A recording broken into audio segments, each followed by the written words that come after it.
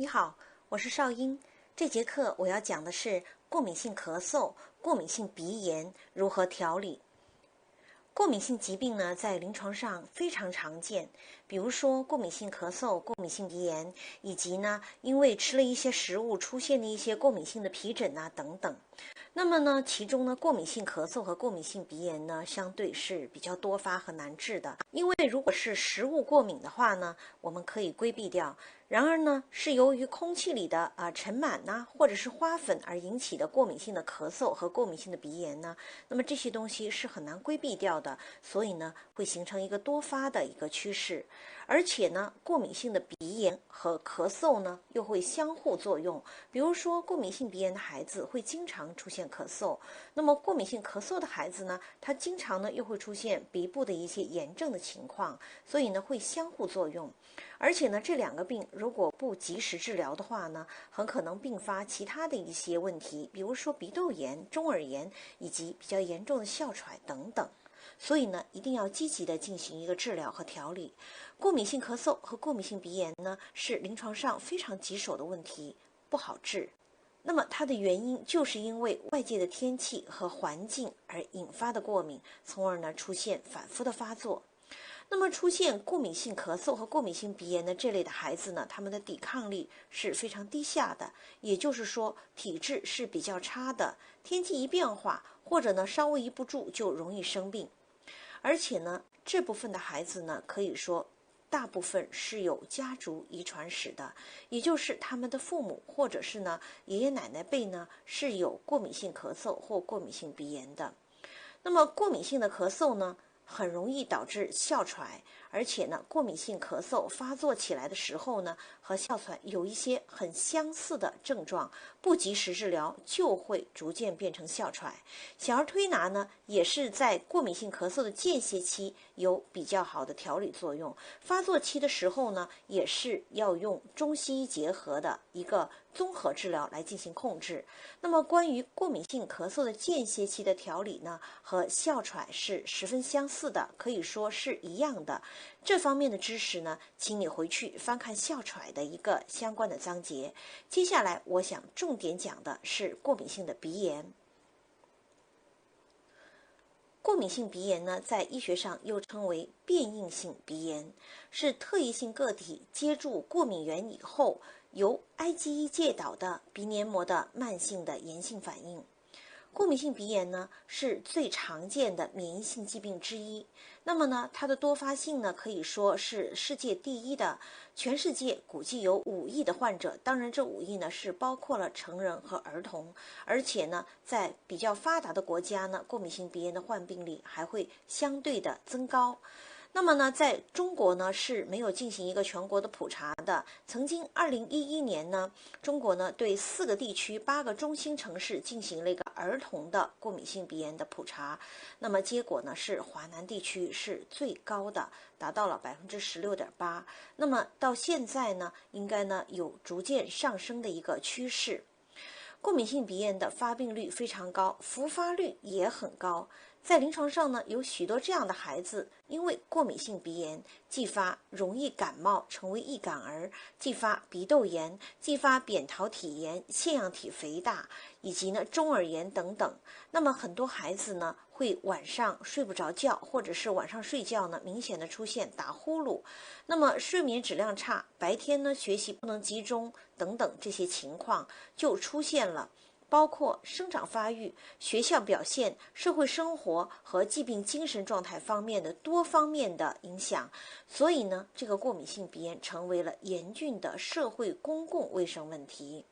那么对于过敏性鼻炎的治疗呢，现在呢没有非常好的特效药物。那么西医的治疗呢，一线用药包括鼻用糖皮质激素以及口服抗组胺类药物和白三烯受体抑制剂等等。那么抗组胺的药物呢，就是很多人都知道的，也许你的孩子曾经吃过，那就是西替利嗪或者是地氯雷他定。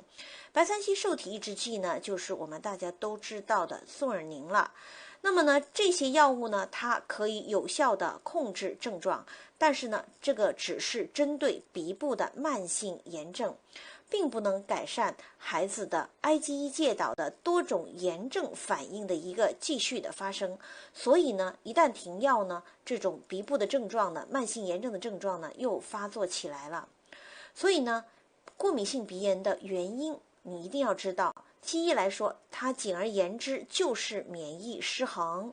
免疫失衡呢，使机体的免疫防御、自稳和监视功能出现了紊乱，出现了不正常，所以呢，就会出现过度反应，或者我们叫做变态反应性的这些症状了。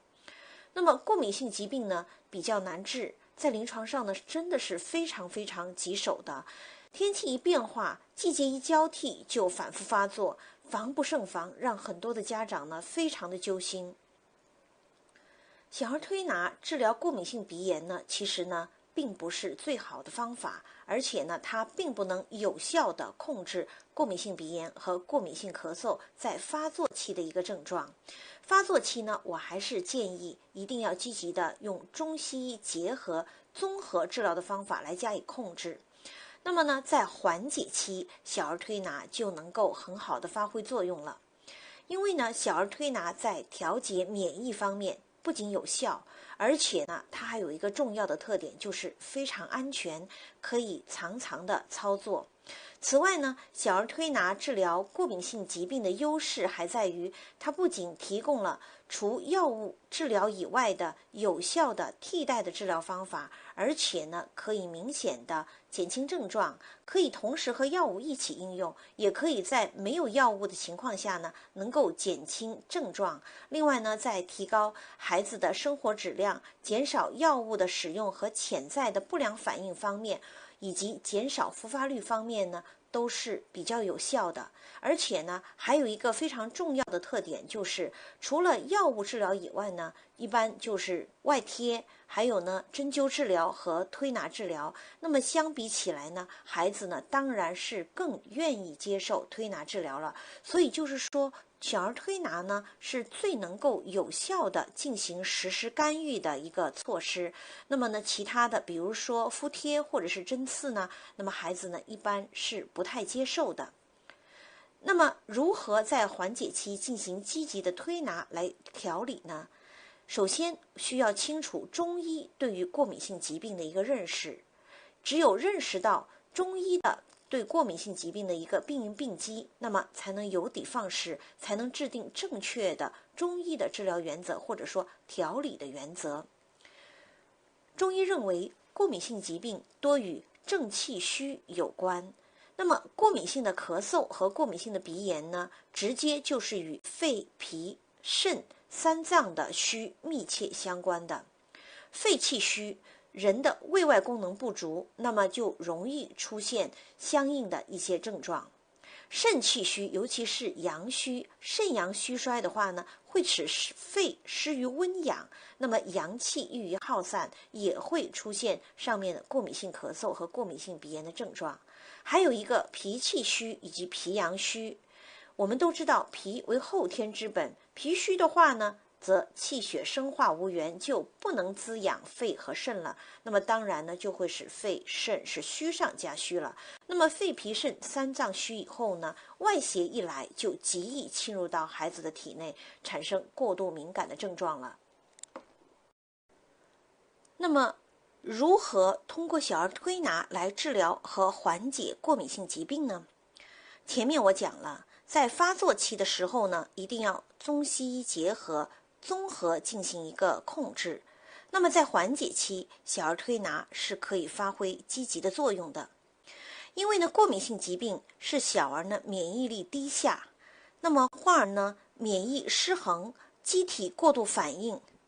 那么推拿呢，是完全可以有效的调节孩子的这种过度反应的这种不正常的免疫机制的，从而使孩子的机体的免疫防御、自稳和监视功能得以正常的发挥。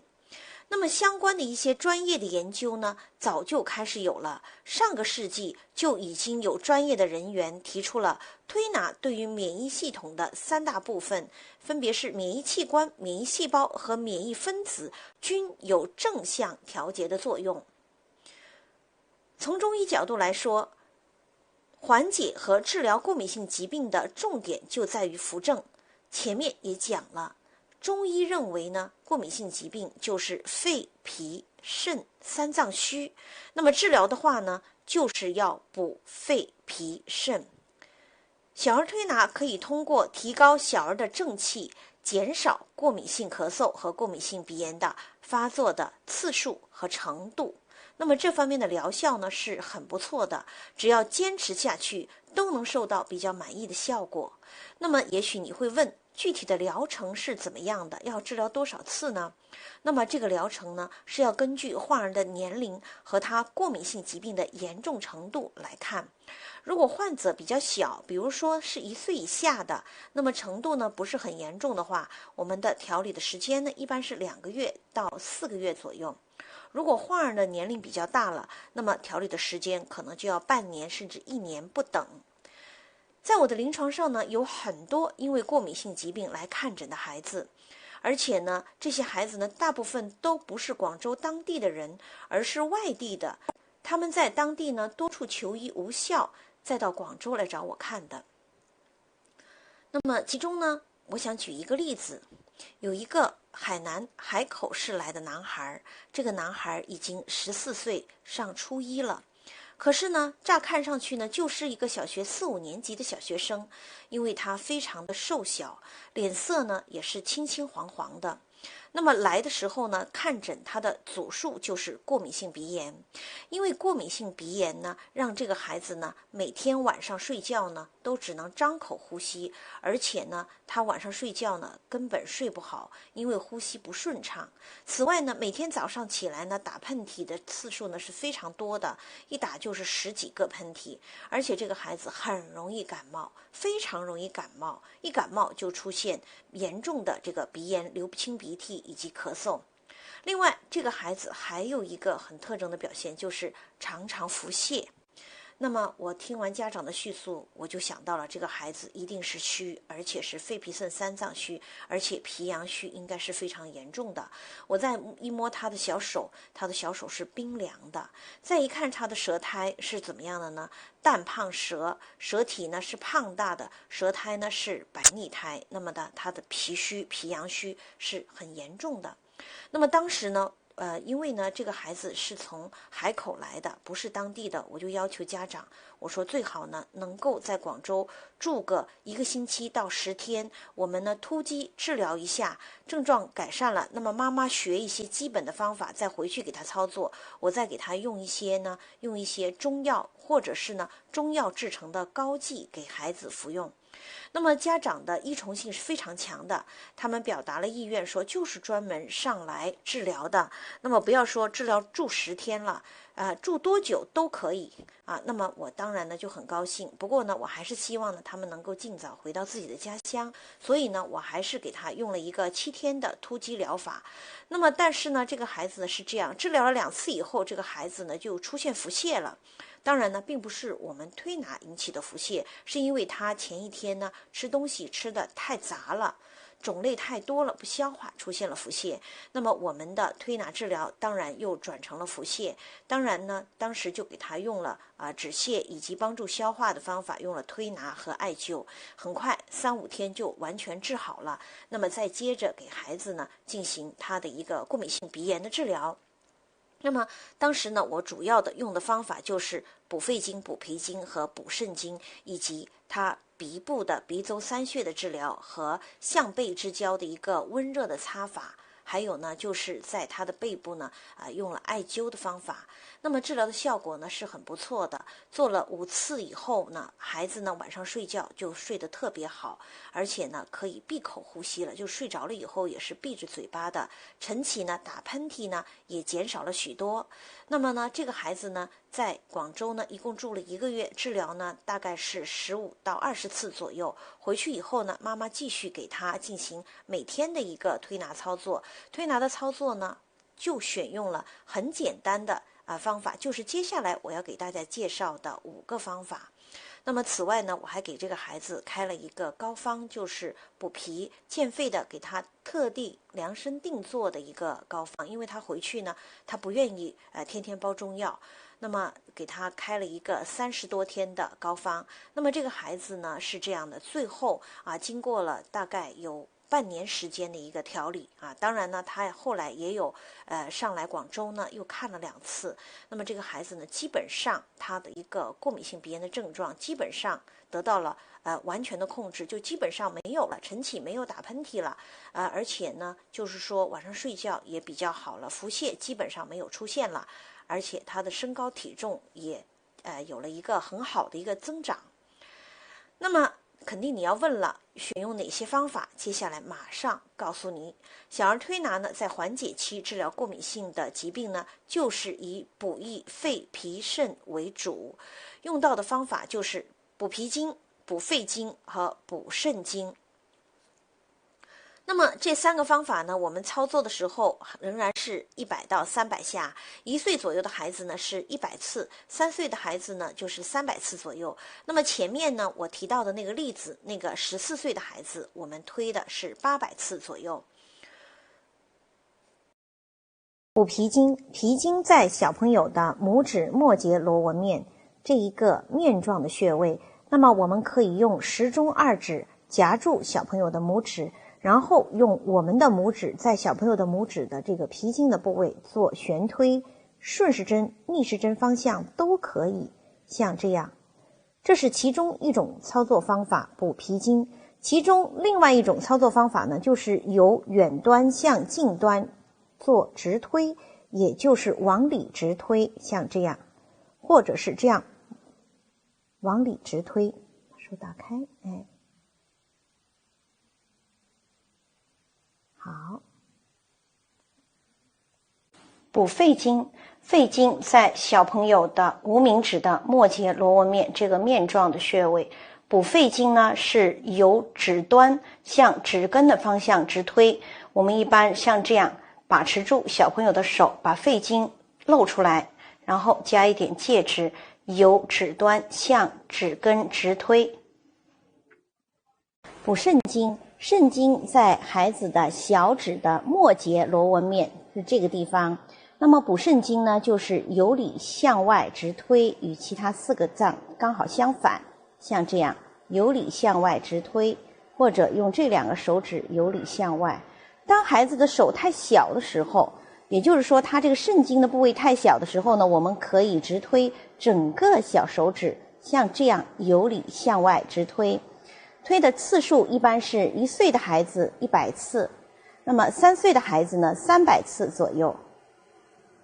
以上3个手法均可以操作100到300次，通常1岁的孩子呢操作100次左右，3岁的孩子操作300次左右。以上的这些手法呢，主要是针对缓解期的一个调理。如果孩子呢病情呢是出现一个急性的发作，还是要及时去医院就医，以免耽误病情。刚才提到的补肺经、补脾经和补肾经呢，那么是专门呢扶正的，针对过敏性疾病的。那么针对过敏性疾病里面的过敏性的鼻炎，我们还要加上鼻周3穴和横擦项背之交。鼻周3穴呢，操作起来呢，它具有祛风散血、通鼻窍、宣肺气、鼻部它的局部治疗的一个作用。鼻周3穴呢，分别是开天门、揉迎香和揉上迎香穴。那么揉迎香和揉上迎香穴呢，其实呢我们可以同时揉，就是一个拇指按上去以后，其实迎香和上迎香都同时按到了。那么治疗这个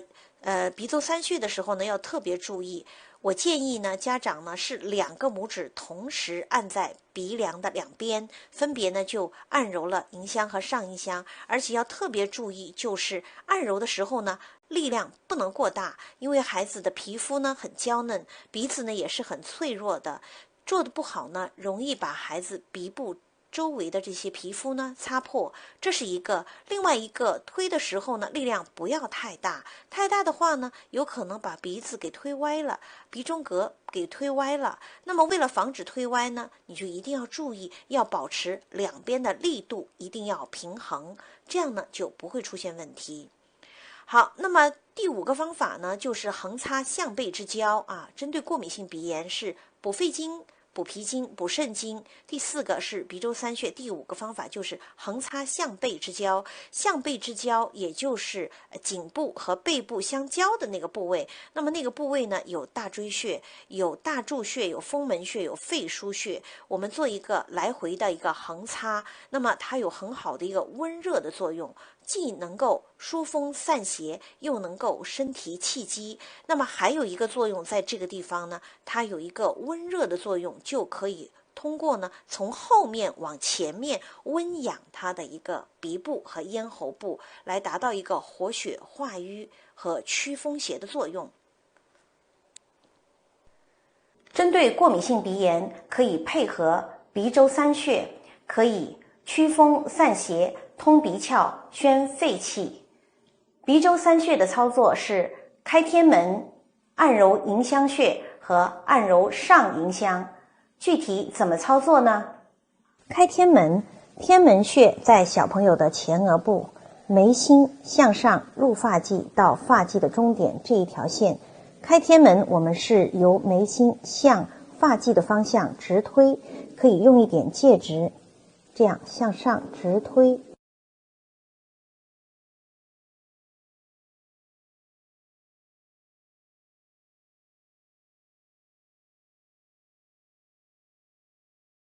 揉迎香，迎香穴在小朋友的鼻子的两边，鼻翼两边，鼻唇沟上面，刚好呢就是这个位置。揉迎香呢，我们是用拇指进行按揉，其余4指呢最好是固定在小朋友的脸的两侧，然后呢用拇指进行按揉迎香穴。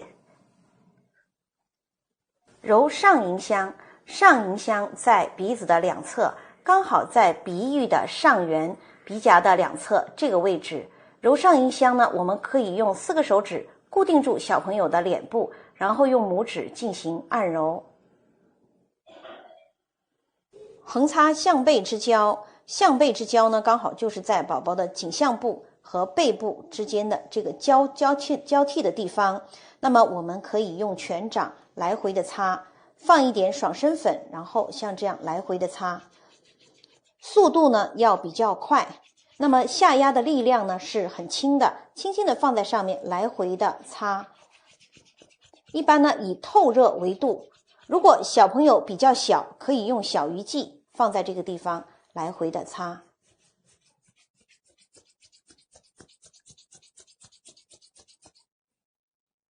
那么在操作横擦项背之交的时候呢，我要提醒大家，我们最好呢选用爽身粉或者是万花油之类的容易引起发热的介质。那么选用这类的介质呢，一个是避免擦的时候呢擦破皮肤，就是避免擦破皮肤；第二个呢，就是为了更好的产生热量、产生热能。那么这个呢，可以达到事半功倍的效果。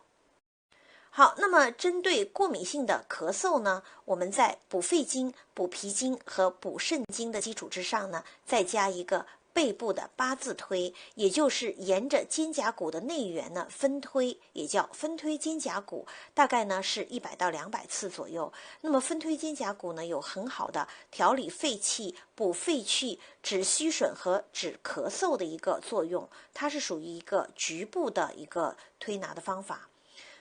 分推肺腧，肺腧在小朋友的背部第3胸椎棘突下旁开1.5寸。我们可以先找到大椎穴，然后向下数第1胸椎、第2胸椎、第3胸椎。旁开1.5寸怎么找呢？1.5寸呢，那就是我们可以找到小朋友的肩胛骨的内缘。这个肩胛骨的内缘跟后正中线之间的距离刚好是3寸。取一半就是1.5寸，那么肺腧呢就在这个位置。分推肺腧呢，我们就是沿着肩胛骨的内缘，刚好经过肺腧穴进行一个画圈的一个分推，像这样。